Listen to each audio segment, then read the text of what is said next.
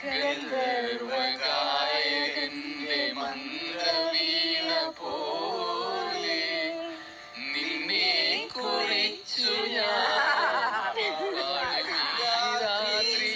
ശ്രുതിച്ചേ correct ചേർന്ന് അതു നിൻ മന്ദഹാസമാ തിരിച്ചു വന്നു. ഈ പണി എനിക്ക് പറ്റിയതെന്ന് തോന്നുന്നു. പഠിച്ചിട്ടില്ല എന്ന് പറഞ്ഞു, പാട്ട് പഠിച്ചിട്ടില്ല എന്ന് പറഞ്ഞു. പഠിപ്പിക്കട്ടെ. അപ്പൊ ആദ്യം നമ്മുടെ ചിന്തപ്പന് വരിക. ജസ്റ്റ് വാ.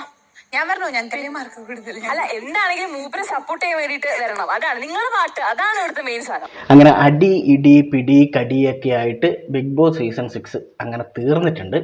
അപ്പോൾ തീർന്നു കഴിഞ്ഞതിന് ശേഷം ഈ ബിഗ് ബോസിൻ്റെ ഉള്ളിൽ പോയിട്ടുള്ള കണ്ടസ്റ്റൻസ് ഇല്ലേ, അവരെ ശരിക്കും നമ്മുടെ ഏഷ്യാനെറ്റ് ചാനൽ നന്നായിട്ട് യൂസ് ചെയ്യും. അതായത് അവരുടെ മറ്റുള്ള പ്രോഗ്രാമിന് വേണ്ടിയിട്ടെല്ലാം വിളിച്ചുകൊണ്ട് പോയി, അല്ലെങ്കിൽ ബാക്കിയുള്ള പ്രോഗ്രാമിനെല്ലാം ഗസ്റ്റായിട്ടും, അല്ലെങ്കിൽ കുറേ സ്കിറ്റ് അവതരിപ്പിക്കാനും, അല്ലെങ്കിൽ ബഗിട്ടെല്ലാം അവതരിപ്പിക്കാനും, പിന്നെ അവരെ കൊണ്ട് പറ്റാത്ത തുമ്പിയെ കൊണ്ട് കല്ലടിപ്പിക്കൂലേ, അതേപോലുള്ള പരിപാടികളൊക്കെ ചെയ്യിപ്പിക്കാൻ വേണ്ടിയിട്ട് ഈ കണ്ടസ്റ്റൻറ്റിനെ കൂട്ടിക്കൊണ്ട് പോകുന്ന പരിപാടി പണ്ട് മുതലേ ഉള്ളതാണ്. അത് നമ്മുടെ അഖിൽമാരാർ ഈ ഇടയ്ക്ക് പറയുകയും ചെയ്തിട്ടുണ്ടായിരുന്നു. അതായത് ഇവരുടെ എഗ്രിമെൻറ്റിൽ ഈ സംഭവം ഉണ്ടാവും.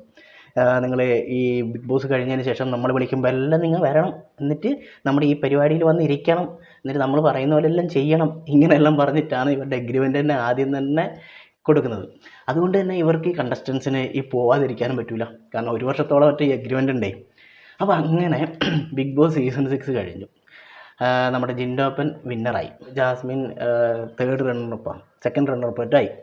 ഓക്കെ, ഇവർക്ക് ഈ ബിഗ് ബോസും കഴിഞ്ഞ് വീട്ടിൽ മര്യാദയ്ക്ക് കുത്തിയിരുന്ന് അടുത്ത പരിപാടി അല്ലെങ്കിൽ ഇവരുടെ കരിയറിൻ്റെ പരിപാടികളെല്ലാം നോക്കാൻ ഉള്ള ഒരു ചാൻസ് കൊടുക്കുന്നതിന് പകരം, അല്ലെങ്കിൽ ഒരു സമയം കൊടുക്കുന്നതിന് പകരം നമ്മുടെ ഏഷ്യാനെറ്റും ടീമോ അല്ലെങ്കിൽ ചാനലൊക്കെ എന്താ ചെയ്യുകയെന്ന് വെച്ചിട്ടുണ്ടെങ്കിൽ ഇതേപോലെ വിളിച്ചുകൊണ്ട് പോകും പരിപാടിക്ക് വേണ്ടിയിട്ട്. എന്നാൽ പിന്നെ വിളിച്ചുകൊണ്ട് പോകുന്ന പരിപാടി ഇവരുടെ ഒരു പ്രൊഫഷനുമായിട്ട് ബന്ധപ്പെട്ട പരിപാടിയാണെങ്കിലും കുഴപ്പമില്ല.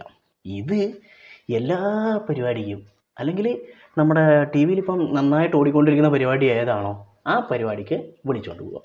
എന്നിട്ടോ കാണിച്ചു കൂട്ടുന്ന പരിപാടികളോ, ഈ പറയുന്ന ജിൻഡോനെയോ ജാസ്മിനെയോ അല്ല ഞാൻ പറയുന്നത്.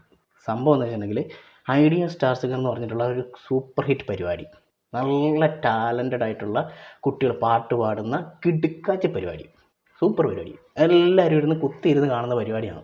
ഓക്കെ, അങ്ങനെ നല്ല പാട്ടുകാരൊക്കെയുള്ള അടിപൊളിയായിട്ട് മുന്നോട്ട് പോയിക്കൊണ്ടിരുന്ന ആ പരിപാടിക്കകത്തോട്ട് നമ്മുടെ ജിൻഡോനും ജാസ്മിനെയും ശ്രീധുവിനെയും അർജുനെല്ലാം കൊണ്ടുവന്നുണ്ട്. ഓക്കെ, എല്ലാവരും കൊണ്ടുപോകുന്നതൊന്നും കുഴപ്പമൊന്നുമില്ല. എല്ലാം ഗസ്റ്റായിട്ടെല്ലാം പോയി ഇരുന്നിട്ട് അഭിപ്രായം പറയുന്നു, അതൊന്നും ഒരു വിഷയമില്ല. കാരണം പാട്ട് പഠിക്കണം എന്നൊന്നുമില്ലല്ലോ നമുക്ക് അഭിപ്രായം പറയണമെങ്കിൽ. ഇപ്പം നമ്മളാണെങ്കിൽ ഒരു പാട്ട് കേട്ടിട്ടുണ്ടെങ്കിൽ അടിപൊളി പാട്ട്, സൂപ്പർ എന്നൊക്കെ പറഞ്ഞ് പാട്ടിനെ കുറിച്ച് അഭിപ്രായം പറയും, അതൊക്കെ സ്വാഭാവികം. ഓക്കെ, പക്ഷേ ഈ തുമ്പിയെ കൊണ്ട് കല്ലടിപ്പിക്കുക എന്നൊക്കെ പറഞ്ഞ പോലെ ഈ പരിപാടിക്കകത്ത് കൊണ്ടുപോയിട്ട് ഐഡിയ സ്റ്റാർ സിംഗറിൽ കൊണ്ടുപോയിട്ട് ഇവരെ കൊണ്ട് പാട്ട് പാടിപ്പിക്കുന്നു മാത്രമല്ല പാട്ട് പഠിപ്പിക്കുന്നു. എന്തോന്നല്ലേ ഇത്? വേറൊന്നും കൊണ്ടല്ല, അവിടെ സംഗീതത്തെ അത്രയ്ക്കും നെഞ്ചിലേറ്റിക്കൊണ്ട് നടക്കുന്ന അത്രയും കണ്ടസ്റ്റൻസും ജഡ്ജസും ഉള്ള ആ ഒരു വേദിയിൽ പോയിട്ട് ഇവരെ രണ്ടുപേരെ ഇരുത്തിയിട്ട് അവരോട് പാട്ട് പാടാൻ വേണ്ടി പറയുന്നു. പാട്ട് പാടുന്നല്ല, പാട്ട് പഠിപ്പിക്കുമ്പം പാട്ടിനെ കൊല്ലുന്നു, അത്ര തന്നെ. പാട്ടിനെ കൊല്ലാം. ഇതിപ്പം ഒരു കോമഡി സ്റ്റാർസോ അല്ലെങ്കിൽ എന്താ പറയുക, അങ്ങനെ കോമഡി പരിപാടിയില്ലേ, പണ്ടത്തെ ബിഗ് ബോസിൻ്റെ സീസൺ കഴിയുന്ന സമയത്ത്, ആ സമയത്തെല്ലാം ഏഷ്യാനെറ്റിൽ കോമഡി സ്റ്റാർസ് ആയിരുന്നു എന്താ പറയുക കത്തിത്തിളങ്ങിക്കൊണ്ടിരുന്നുണ്ട്. അപ്പോൾ അതിൻ്റെ ഇടയ്ക്ക് അതിലേക്കെല്ലാം നമ്മുടെ ഈ പറയുന്ന കണ്ടസ്റ്റൻസ് എല്ലാം പോയിട്ട് ഗസ്റ്റായിട്ട് ഇരിക്കലുണ്ട്. അപ്പോൾ അങ്ങനെയുള്ള പരിപാടിയൊക്കെ ആണെങ്കിൽ ഓക്കെ, ഇവരുടെ കുറച്ച് ചളിയും കോമഡിയും എല്ലാം കേട്ട് ജഡ്ജസിനും അല്ലെങ്കിൽ കാണാൻ വന്നിരിക്കുന്നവർക്കും അല്ലെങ്കിൽ നമുക്കെല്ലാം ആസ്വദിക്കാൻ വേണ്ടി പറ്റും. പക്ഷേ ഇത് ഒരു വളരെ സീരിയസ് ആയിട്ട് പോയിക്കൊണ്ടിരിക്കുന്ന, അല്ലെങ്കിൽ നല്ല ഒരു പരിപാടി, നല്ല സംഗീത പ്രേമികൾക്ക് വേണ്ടി മാത്രമുള്ള പരിപാടി.